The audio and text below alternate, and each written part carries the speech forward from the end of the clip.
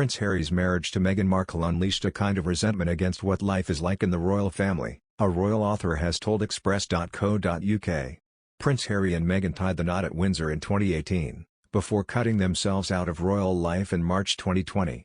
He then revealed in 2021 he thought his brother, Prince William, and father, Prince Charles, were trapped in the firm and don't get to leave. He added, "I have huge compassion for that."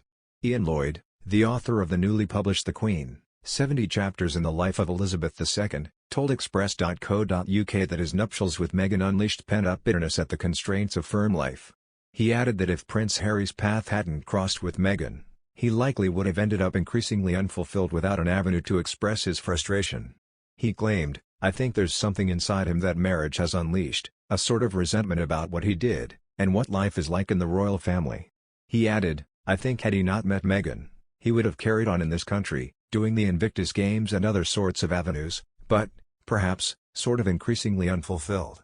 His life with Meghan has afforded him a measure of the satisfaction he just could not grasp as a senior royal and allowed him to address unresolved issues from his upbringing in the royal goldfish bowl," Mr. Lloyd claimed. He said, "Marriage has given him personal fulfillment, but it's also unleashed this pent-up tension from his unresolved issues from the death of Diana and his resentment of the press." Speaking to U.S. chat show host Oprah Winfrey in a bombshell interview last year, Prince Harry described the mentality of resignation within the royal family. He told Oprah, "I was trapped but I didn't know I was trapped.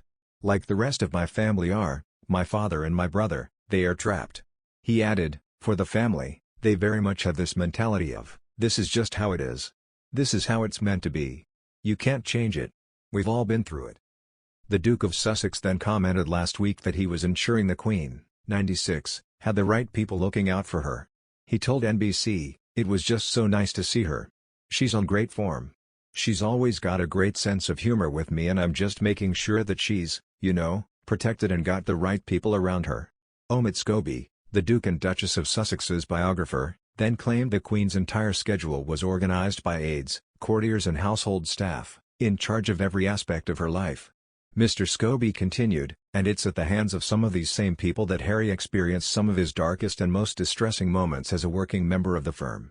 Prince Harry's barbed comments were taken by a reputation expert to be a direct shot at the Buckingham Palace staff Prince Harry no longer had much to do with but were critical for the royal family's day-to-day functioning. Reputation Management Consultants Chairman, Eric Schiffer, described how the remarks could have been destined for firm staff trying to create lacerations to his and Meghan's brand, as well as being a comment on the Queen's situation. "When it was announced that Harry was going to marry Meghan, I said to my colleagues and a few people, I don't give that marriage 3 years, Gavin said.